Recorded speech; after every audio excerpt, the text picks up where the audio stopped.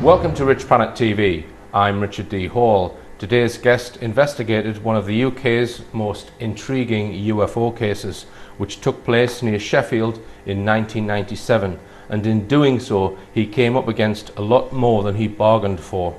I'd like to welcome Max Burns. Welcome, Max. Hi, Richard.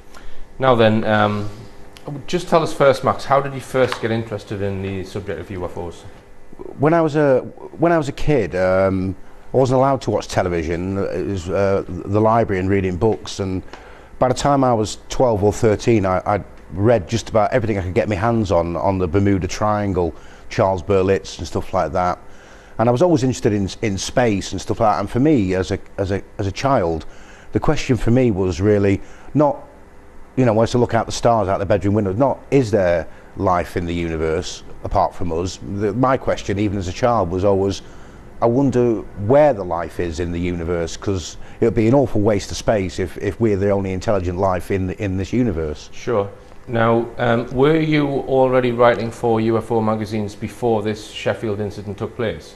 No, I wasn't, but I was going to a few conferences, and you know, I've just been sort of in the background, just doing a little bit of private research and studying the subject. All right, so in 1997, towards the end of March, this is when this flying triangle incident took place.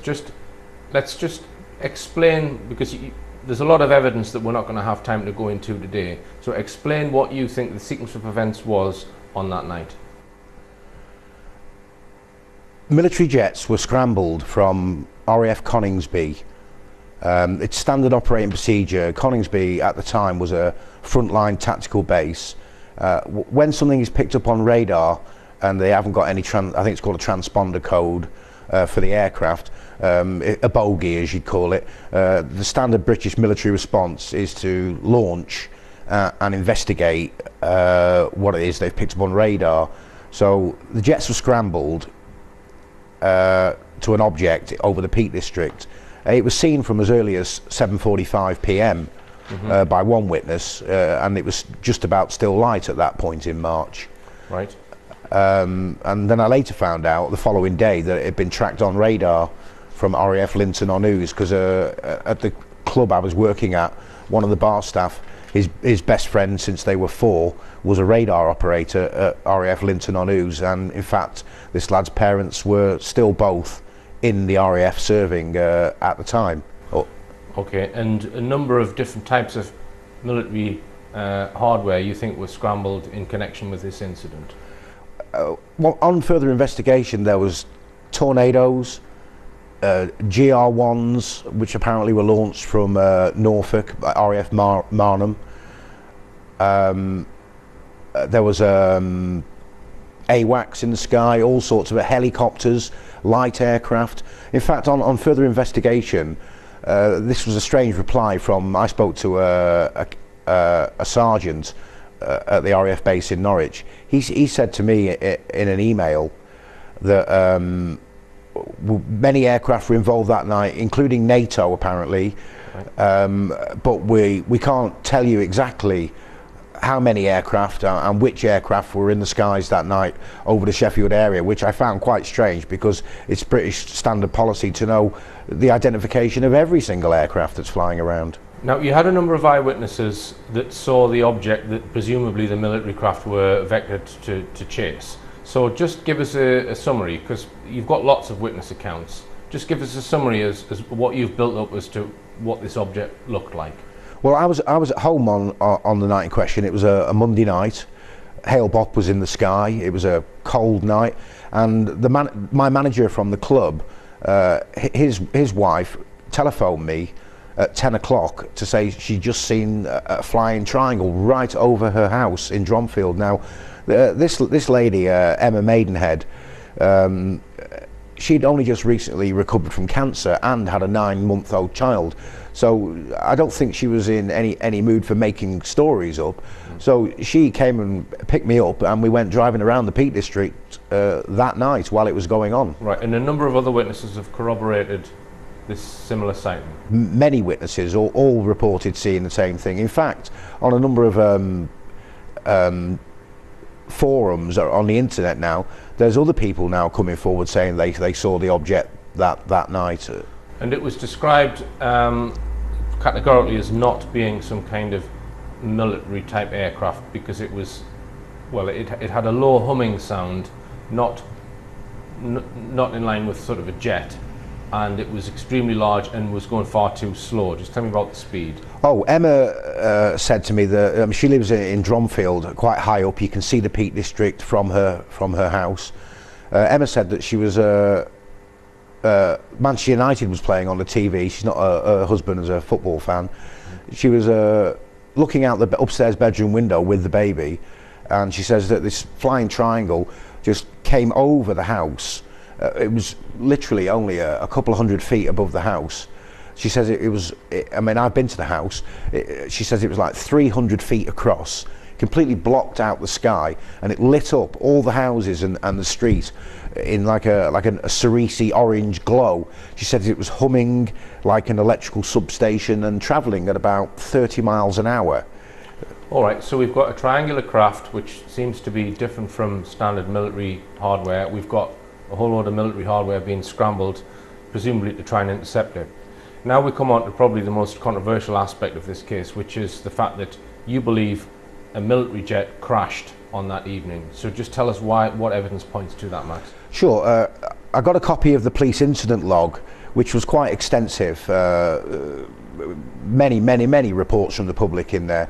One report in particular was a man called Jonathan Degenhart, who at the time had been walking in the Welsh mountains with a minibus full of people, and they were travelling back. It was approximately 11 o'clock at night, and they were just crossing the small viaduct at Lady Bar Reservoir in the Peak District, and they were flagged down by a man who said, I need to get to Sheffield. Jonathan Degenhart, at the time in the police log, said that the man was smelling of diesel. So a year went by, and then I wrote to Jonathan Degenhart, and he telephoned me, and he said on audio, and I have the audio of that interview, he said that that since then he'd joined the Royal Air Force as a jet engine specialist working on jet engines, and he now knows that the man that night was not stinking of diesel, and in fact the man was smelling of aviation fuel that night, and he categorically restated that 6 times during the audio interview. And then a few days later, after Dr. David Clark apparently spoke to him, he was forced to retract that statement, and then made a statement saying that I'd made up what he'd said, but the audio clearly shows that I had not. I was actually told by an ambulance driver from Boston in Lincolnshire, who's head of the Horticultural Society, and has been an ambulance driver for 21 years, married with 3 children, an upstanding citizen. And you've got this recorded on audio as well? I have, yeah. He told me that a friend of his, who used to be a former police officer at that time, is now an ambulance driver, and they were talking about various things, and he said that he was in the police control room at Netland. This is the police officer. He said that he was in the police control room at Netland Police headquarters that night, and he says it came on as a thing called the UK link. It's like for passing flash messages among police forces, and he told the ambulance driver that it came on the system in the station while he was there, that there'd been an incident in the Peak District, because obviously it's right next to Coningsby base where the tornadoes were launched from, and that 2 men had been picked up by the police in the Peak District on Snake Pass. Right, so you... Pilot and co-pilot. You even suspect you know what type of jet it was that possibly crashed. Just tell us that, Max. Yeah, I believe it was a tornado. Do they normally have 2 occupants in them? They do, as a pilot and a navigator. Right. Okay, so what other evidence makes you believe that a military jet crashed on that evening? There's the explosions, the two sonic events. Well, they're called sonic events. There's the reports of the explosion. I heard it at my home, 10 miles away, and it shook the house. It was that loud. Right. I mean, everybody heard it for miles around. As well as smoke plumes rising from the Peak District moorland. Many witnesses intimated that, And then recently, about 2 years ago, a couple of metal detectorists have discovered jet engine parts in a wood in the area where the incident happened. And I've checked with all the archaeological aviation websites, and there's only 2 jets ever crashed in the Peak District, and there's maybe 150 planes crashed there since 1913. These people know the location of every single plane that's ever crashed in the Peak District, and this wreckage of a jet engine, it's titanium. The titanium wasn't used in jet engines until the SR-71 Blackbird in 1969, and I've got engine parts, numbers, photographs of the engine parts, and no plane has ever been recorded as crashed at this location. There's a crater and tree damage for 300 metres. All right, so as you say, all of the RAF crashes are recorded and available for public scrutiny. Not well, over the years. Well, supposedly. So you think this has been omitted from that list?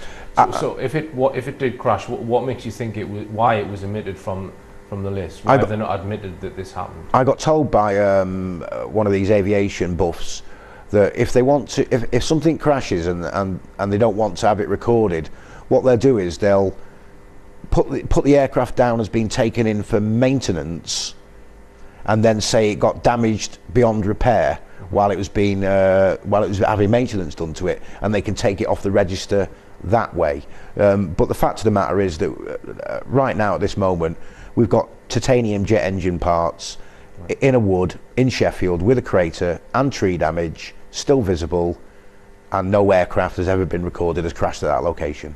All right, and Max, just hold it there. We're going to go for a break, and more on the Sheffield UFO incident after this. Welcome back. I'm talking to Max Burns about the Sheffield UFO incident, which took place in 1997. Now, questions were asked in Parliament about this incident, Max. Can you give us the name of the MP and just briefly tell us what was asked? Sure. Helen Jackson, MP, Labour for Sheffield, answered a number of questions to the Defence Minister. I think it was Speller at the time. One of the questions was, what reports have been collected by the police regarding a UFO sighting and incident in Sheffield on the 24th of March 1997. So can I just interrupt you there, Max? How did she get wind of this? Did you contact her and try and get her to ask questions, or what was her motivation? Because it's not the typical sort of question an MP would ask. She was contacted by acting as a journalist at the time. I'll use that phrase with inverted commas. Dr. David Clark, and she because she was more interested in the fact that over £60,000 had been spent on a search and rescue operation, which then got abruptly called off at 11:30 a.m. the following morning. So there was enough stuff going on that night for a full, and also there was an air exclusion order for a 10-mile radius around the centre of the incident, which meant that no aircraft or helicopters or anyone could fly into the area, which for me, well, they were closing the area off to stop people flying in, like the press and things like that. So she tabled a number of questions to I think it was George Speller, I think his name was, but I stand corrected, but he was the Defence Minister at the time, and he replied with, no reports of UFOs have been received by my office. That wasn't the question that he was asked. He was asked what reports of UFOs that night had been received by the police. And the fact of the matter is that I've got the police log of the incident, and there was a large number of UFO reports in the police log received by the police. So the Defence Minister didn't answer the question that he was asked. Now, what is the evidence that a search was conducted? What you mentioned, the closing off of an area, because there's a military term that they use when they close this area off. They send this message out to various parts of the Air Force. I've actually got a copy of the it's called a NOTAM. A NOTAM. Yeah, and that stands for Notice to Airmen, and it was I got it off. I think it's RAF Drayton, it's next to Heathrow. They sent me a copy of the actual NOTAM, and it says an air exclusion order was put in place with a GPS location for a 10-mile square radius. Manchester Airport was informed, although they later denied that there was any such air exclusion order, but I've got a copy of the air exclusion order. Right. So all aircraft landing at Manchester Airport had to divert around the air exclusion order. All right, so we've got all of this evidence which points to perhaps something crash landing and perhaps a search being conducted. But there are people who say, well, there's no way you could hide a jet fighter crashing in the Peak District. Someone's going to see it, someone's going to know about it. Oh, well, that's completely untrue. The only other jet that's crashed in the Peak District was a Hawker Hunter jet. A man called, I think his name was Wallace Cubitt. I also have the AAIB Air Investigation Incident Report for that crash, and the parameters of the crash are this: that his Hawker Hunter jet crashed into the Peak District bog moorland, generated a crater 60 foot in diameter, and the plane was almost completely buried, and the only evidence above ground was a few bits of wreckage around the rim of the crater which could easily be picked up, and the rest of the plane was completely submerged. In fact, they've never ever got that plane out of the bog. And Mr. Cubitt, that is his burial site. He is there in the aircraft under the peat bog. So this was in '94, is that right? I think so, yeah. Right. All right. So were there any eyewitnesses near where you think the crash site was then? Or were there not a couple of fire engines called? Oh yes, there was a number of fire engines and fire officers. They were called to they were at the Strines pub, which is right kind of dead centre of the incident. There was a girl called Sharon Aldridge. She was a bar person at the Strines pub, and her and her friend came out to see what was going on. And the first fireman that they spoke to said that a light aircraft had gone down in the Peak District, and then about 20 minutes later they spoke to another fireman who said that a military jet had gone down, and then when they said, well, we thought it was a light aircraft, they went, oh yeah, that's right, that's what it was. The following day the two girls were interviewed by some plainclothes officers with giant whip aerial on their car, and took full statements off them, but she wasn't completely certain that they were police officers. You suspect you found the possible crash site? Now, well, a couple of metal detectorists have uncovered this. Right. Now, I read online somewhere that site where there's this crater is possibly a World War II bomb. You don't think so? According to the information supplied to me by the two metal detectorists, including photographs of the crater, there's tree damage still visible in a straight line for about 300 feet as it comes down, and the crater is approximately 30 or 40 feet across, and I believe that this is the impact site of the engine, not the main aircraft. Now they've uncovered about 50 pieces of titanium jet engine parts that wasn't used in aircraft until 1969 with the SR-71 Blackbird. And there's only two jets ever crashed in the Peak District, and both of them locations are nowhere near this site. This is not a World War II bomb, this is jet engine titanium blades which is in possession, and obviously I'll supply you with the photographs of these. All right, now let's come on to certain UFO organisations, well, namely Bufora, because as you were investigating this case, you were in touch with various people, because you needed a platform to put out your findings, which would be in the media and in UFO magazines and organisations. So just tell us how that transpired. It started off because Dr. David Clarke, as he is now, he was the press officer for Bufora, and he wrote a 20-page report on the incident before I'd completed my investigation, summarising that nothing had occurred. Usual explanations of a bolide meteor and this kind of thing, and all the usual, scapegoat excuses. And I was blocked from actually presenting my findings for Bufora. Steve Gamble actually resigned as the chairman of Bufora because he came under such pressure. David Clarke rang him up at home and told him not to allow me to speak on the Bufora platform. And Bufora, are still holding a report on the incident that night from a witness 25 miles away, who said that on the night in question at around 10 p.m. towards the Peak District Sheffield area, they saw what looked like someone striking a match in the night sky. Now, to see what looks like a match being struck from 25 miles away, I think they've seen the aircraft exploding. Right. You know, but I've not been able to get this report. But believe me, that's what the report says. So Dr. David Clarke, he was also a journalist at the Sheffield Star at the time. He was, yeah. They put out articles about this incident. So how do you think that they covered this event? Oh, Clarke called it, I got accused of being an X-Files fantasist, but the only person that ever mentioned I like the X-Files, by the way, it was good entertainment. But Clarke was the person that coined the phrase X-Files mystery in the peaks, and I've got the newspaper cuttings from the Sheffield Star, and Clarke contradicted himself. You know, he's saying things like a thorough search of this is to Mike France, the head of the search and rescue.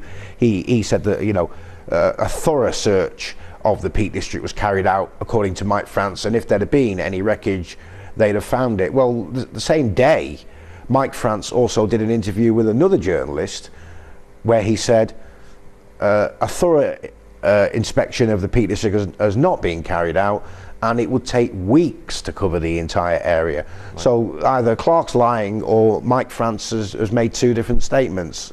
Right, now we just come on to Clarke and Roberts, because they have written extensively, both of them, about UFO cases over the last, well, I don't know how many years. 30 years. 30 years. Now, let's be nice, and I'm going to describe what I believe their modus operandi is without trying to use too many derogatory comments. When you have UFO incidents such as the Bowen Mountain case, Bentwaters case, Sheffield case, the Milton Torres case, where you've got UFO phenomenon and you've also got military involvement, all of those cases, the government have to take a stance on those cases because their military hardware has been involved, so they must have a stance on it. Yeah, but they don't actually like to talk about it publicly. No, they don't make any statements. They don't. They use mouthpieces. Well, you've said it. So and we'll drive that narrative home again and again and again, no matter what it takes. They will argue the government narrative to the point of absurdity.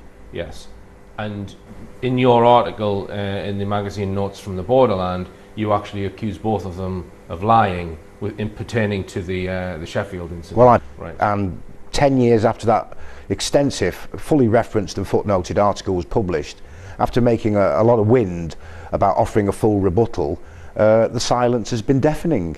Right. And I mean, I just want to make one comment about that type of ufologist. I don't consider them to be ufologists. I consider them, as you suggested, to be unofficial mouthpieces of the government narrative. That's how I would describe them. But what always surprises me is how some ufologists actually entertain them and debate with them and class them as a skeptic. I don't think they're skeptics. No. But this is why certain ufologists will write books with them or will share conference platforms with them, etc. To me, they're not really part of ufological research because their modus operandi is government narrative. Now, the government may or may not have good reasons to chase a black triangle around Sheffield or do what they did in Rendlesham Forest, etc. But what I like to know is what is the truth of what really happened. Clarke is now the official spokesperson for the National Archives concerning the release of all UFO documents. But Clarke, he's Steady.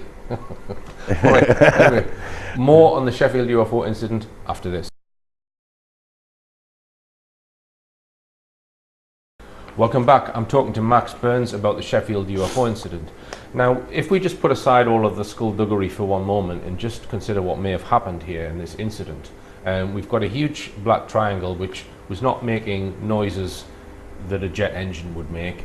We've got military jets chasing it. Now, in your article, you say that this triangle could be some secret military craft, it could be a craft from another nation, or it could be an ET craft. All right, they're all possibilities, and you're open to all of them, as I am. But I think there's got to be something unique or special about it because of what happened. Why did they vector towards it? I mean, my hunch is that it was probably some kind of covert military craft, something along the lines of the TR-3B, and also possibly similar to what appeared in Belgium in the 1990 Flying Triangle flap. So something along those lines. Now you say, well, why would they be making them appear in the Peak Districts in the mid-90s? Well, here's my hypothesis on what may have happened. I suspect that at some level in the military that operate all of the radar systems, the early warning systems, there are certain people who know about unidentified objects, but a small few. Now, your standard response to a foreign aircraft interfering with British airspace is you vector to that craft, you investigate it, you chase it away, or you do SOP, standard operating procedure. Standard practice. Now, I suspect that there are key people who work with early warning systems and make those decisions that know about there is the odd secret TR-3B or whatever it might be, and that you must back off. That you don't vector, you don't get all this military hardware to go and chase it. But because there's such a small group who have that knowledge, maybe they were on holiday or the key person was on, maybe standard practice went into operation because certain key people on that one occasion were not there to say, no, that radar return is a TR-3B or whatever, or it's something we don't want to know about, so we back off. So accidentally they've vectored towards a craft which perhaps are there fairly often, because I've got lots of sightings of huge football field sized silent black triangles. All over the world. All over the world. So what are your thoughts on that, Matt? I think it's very compartmentalised, the matter.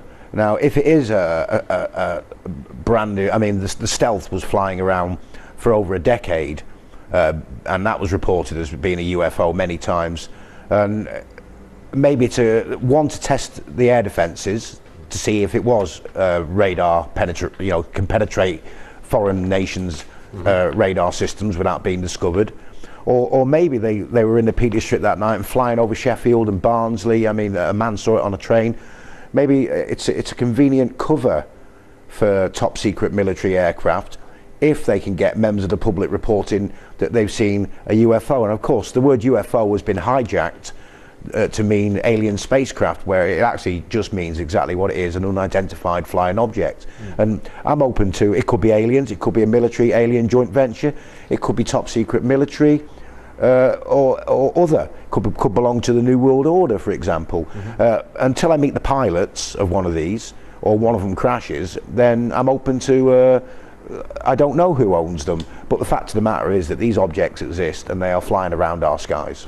Absolutely. I've got multiple witnesses, and interestingly, if you go a bit north of that area, the Peak District, I've got a lot of sightings in the north of Todmorden and Skipton area. You've got triangles being seen there, and we've also had the Staffordshire instance of triangles. So there's no shortage of people who've seen completely silent the Sheffield case, black triangles. The Sheffield case happened approximately 2 weeks after that famous case from Phoenix, where many people from different angles all filmed a huge flying triangle. I mean, it made the one over Sheffield look like a mini moke by comparison. This thing was huge, kind of, to turn a phrase, mothership size kind of thing. There are a lot of parallels with the Berwyn Mountain UFO case, which I've looked at extensively. I made a film with Scott Felton about the case, and I would say the similarity is that something crash landed, and they didn't want anyone to know that anything had crash landed, because it's potentially putting lives at risk of people who live in those areas. So that's why I think there's been cover-ups on both these cases. I mean, I'm a friend of Margaret Fry's. What an outstanding researcher she has been in her life. And funny enough, Clark wrote to her when he was a young man. I could talk about that later if you would like, what Margaret told me about her interactions with Clark as a young man. All right, well let's come back on to people who we think are posing as independent ufologists but are actually probably just pushing the government line in order to protect their operations. Let's just discuss this character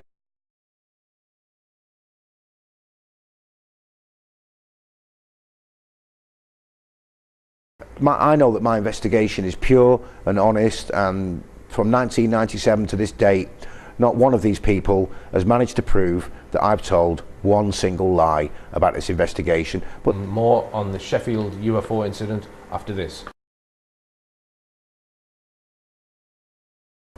Welcome back. I'm talking to Max Burns about the 1997 Sheffield UFO incident. Now then, Max, what are your plans for the future with regards to this case? Because you're not finished with it yet, are you?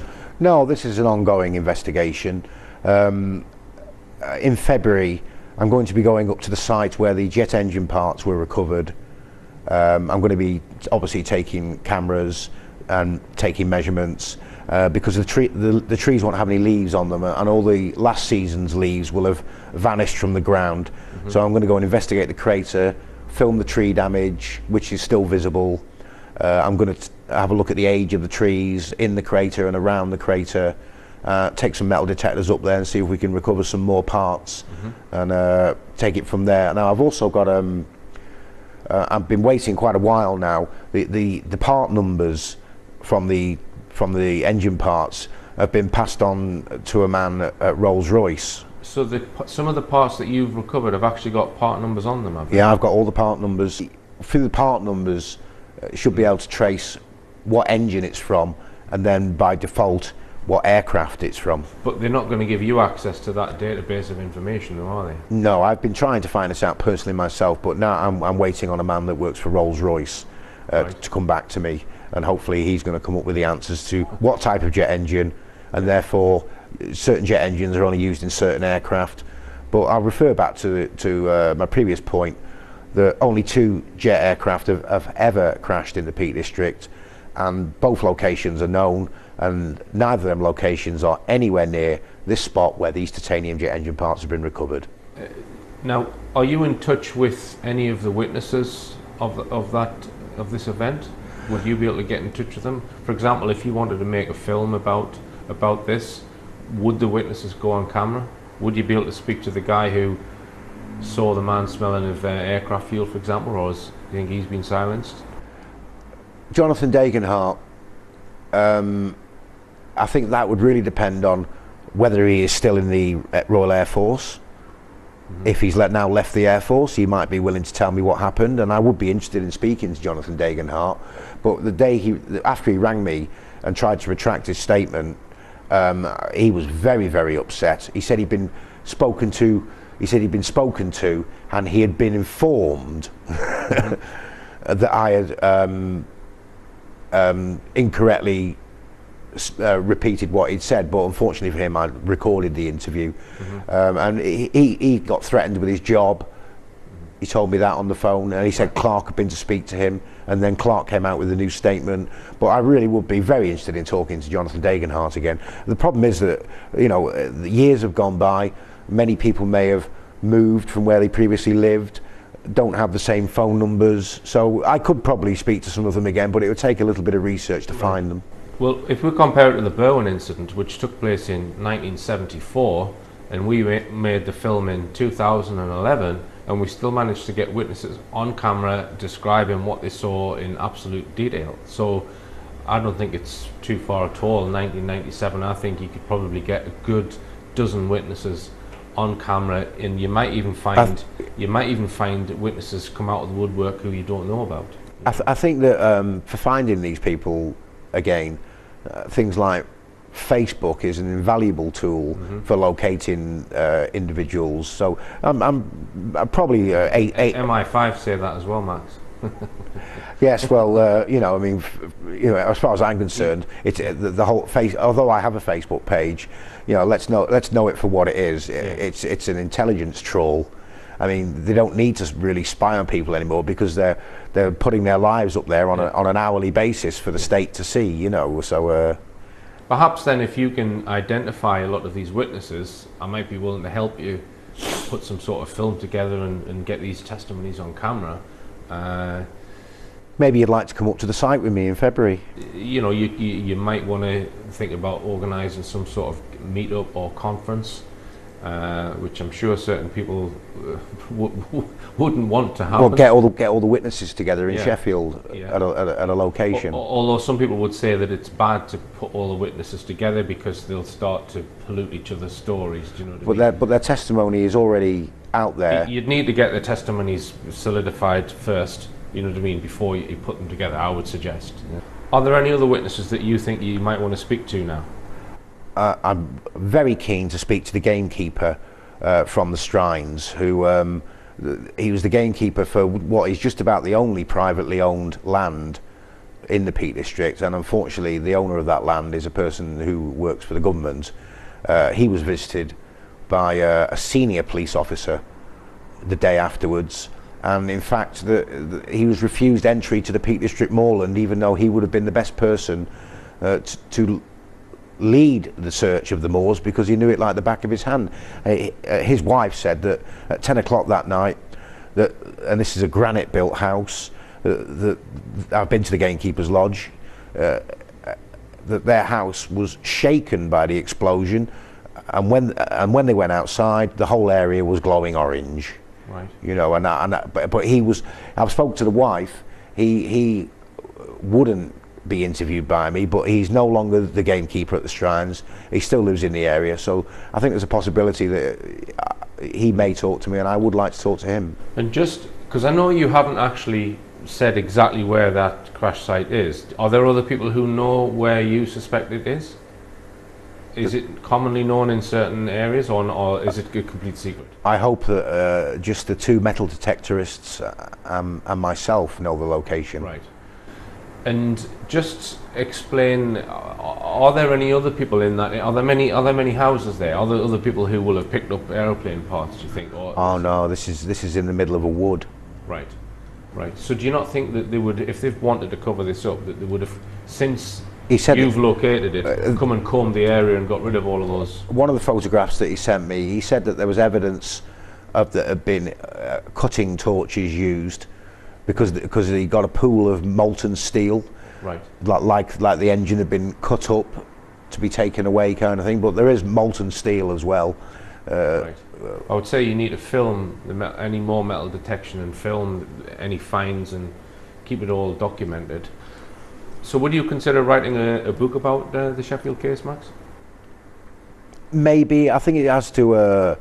I think I need to get the investigation to a conclusion first. Mm-hmm. I mean, let's have an answer instead of having an open-ended, you know, people will believe what they want to believe. I mean, I'm trying to nail this investigation down so that it's like, look, this is what happened, and force the government to admit that the incident happened, because here's the evidence. Mm-hmm. And unfortunately with governments, you have to push them into a corner to get them to admit to anything that they don't want to talk about. Mm-hmm. He tried to supply further information and get that into your investigation at some stage. Just tell us about that. Yes, about 2.5 years ago, a number of other people started to try and insert an alleged alien abductee from Sheffield who claims that she was on board the Flying Triangle that night. Now, they never spoke to me about using my research, and I had to intervene and absolutely block them. So you seem to have focused very heavily on this one case, Max. Did you think that just happened by accident, or do you intend to investigate other cases, or have you investigated other cases? I've been so busy when I have been investigating this case. You know, obviously I work for a living, mm-hmm. And I've looked at a few cases, but I didn't want to dilute my investigation, where I think that this is probably after the Bentwaters incident, and I'm very close friends with Larry Warren, for example. Mm-hmm. After the Bentwaters case, I would say that this case is the number 2 case that this country has probably had. You know, it may be Berwyn, is there up as number 2, but it's certainly right up there as a case that many questions need to be answered. I think it's got a lot more mileage to go yet in the investigation, and hopefully, you know, the truth will out in the end. Right. All right then, Max. Well, thanks very much for talking to me today. And if there's anyone that's been mentioned in this interview, just for the sake of journalistic fairness, who wants to come back to any come back on anything that Max has said, any accusations that we've made or what have you, just send me an email to richard@richplanet.net if you want to counter anything that's been said. Sure. Richard, could I just say to your viewers that you can read it online. Notes from the Borderland was where the article was first published. I wrote a 12,000 word, fully referenced, footnoted article about the behaviour of individuals around the case, not necessarily about the case, and that article is called The Usual Suspects, an Anatomy of a Disinformation Campaign in Ufology, and everyone should have a read of that. And just to mention also that it's a very interesting publication, the Notes from the Borderland. I've seen a few issues of it, and it seems to be getting under the skin of what's going on with certain aspects of the intelligence agency. Oh, it's published by a PhD in politics. His name's Dr. Larry O'Hara. He wrote his thesis on the Bolshevik Revolution. He's a very, very smart man, a top investigator, and Notes from the Borderland is well worth a read. Right. All right, thanks very much, Max. Thanks, Richard. Thanks. And it just remains for me to say, believe none of what you hear and only half of what you see. I'm Richard D. Hall. Good night.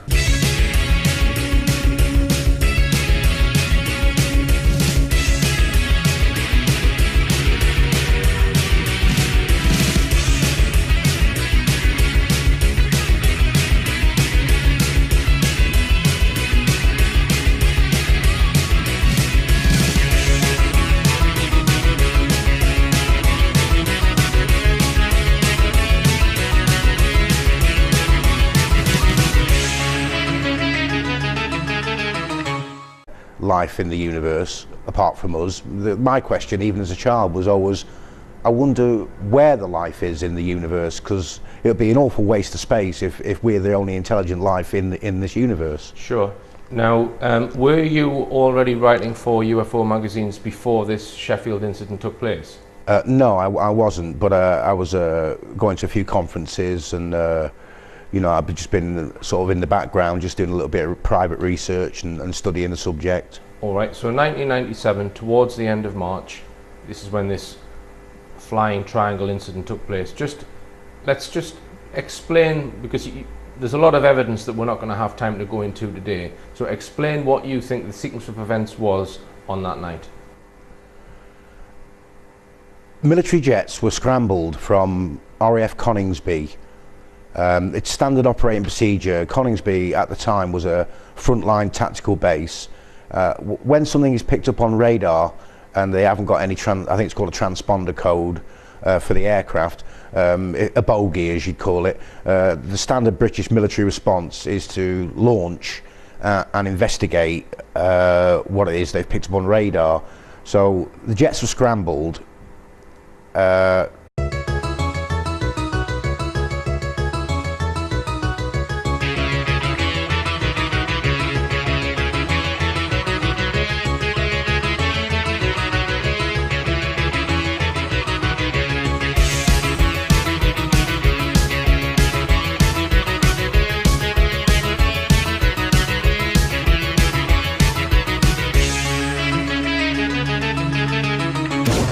Welcome to RichPlanet TV. I'm Richard D. Hall. Today's guest investigated one of the UK's most intriguing UFO cases, which took place near Sheffield in 1997, and in doing so he came up against a lot more than he bargained for. I'd like to welcome Max Burns. Welcome, Max. Hi, Richard. Now then, just tell us first, Max, how did you first get interested in the subject of UFOs? When I was a kid, I wasn't allowed to watch television. It was the library and reading books, and by the time I was 12 or 13, I'd read just about everything I could get my hands on the Bermuda Triangle, Charles Berlitz and stuff like that. And I was always interested in space and stuff like that. And for me, as a child, the question for me was really not, you know, when I used to look out the stars out the bedroom window, not is there to an object over the Peak District. It was seen from as early as 7:45 p.m. By one witness, and it was just about still light at that point in March. Right. And then I later found out the following day that it had been tracked on radar from RAF Linton on Ouse, because at the club I was working at, one of the bar staff, his best friend since they were 4, was a radar operator at RAF Linton on Ouse, and in fact this lad's parents were still both in the RAF serving at the time. Oh, Okay, and a number of different types of military hardware you think was scrambled in connection with this incident? well, on further investigation, there was tornadoes, GR1s, which apparently were launched from Norfolk, RAF Marnham. There was AWACS in the sky, all sorts of helicopters, light aircraft. In fact, on further investigation, this was a strange reply from, I spoke to a sergeant at the RAF base in Norwich. He said to me in an email that many aircraft were involved that night, including NATO apparently, but we can't tell you exactly how many aircraft and which aircraft were in the skies that night over the Sheffield area, which I found quite strange because it's British standard policy to know the identification of every single aircraft that's flying around. Now, you had a number of eyewitnesses that saw the object that presumably the military craft were vectored to chase. So just give us a summary, because you've got lots of witness accounts. Just give us a summary as what you've built up as to what this object looked like. Well, I was at home on the night in question. It was a Monday night. Hail Bop was in the sky. It was a cold night, and my manager from the club, his wife telephoned me at 10 o'clock to say she'd just seen a flying triangle right over her house in Dromfield. Now, this lady, Emma Maidenhead, she'd only just recently recovered from cancer and had a 9-month-old child. So I don't think she was in any mood for making stories up. So she came and picked me up, and we went driving around the Peak District that night while it was going on. Right, and a number of other witnesses have corroborated this similar sighting. Many witnesses all reported seeing the same thing. In fact, on a number of forums on the internet now, there's other people now coming forward saying they saw the object that night. And it was described categorically as not being some kind of military type aircraft, because it was, well, it had a low humming sound, not in line with sort of a jet, and it was extremely large and was going far too slow. Just tell me about the speed. Oh, Emma said to me that she lives in Dromfield, quite high up. You can see the Peak District from her house. Emma said that she was Manchester United was playing on the TV. She's not her husband is a football fan. She was looking out the upstairs bedroom window with the baby, and she says that this flying triangle just came over the house. It was literally only a couple of 100 feet above the house. She says I mean, I've been to the house. She says it was like 300 feet across, completely blocked out the sky, and it lit up all the houses and the street in like a cerise orange glow. She said it was humming like an electrical substation and travelling at about 30 miles an hour. All right, so we've got a triangular craft which seems to be different from standard military hardware. We've got a whole load of military hardware being scrambled, presumably to try and intercept it.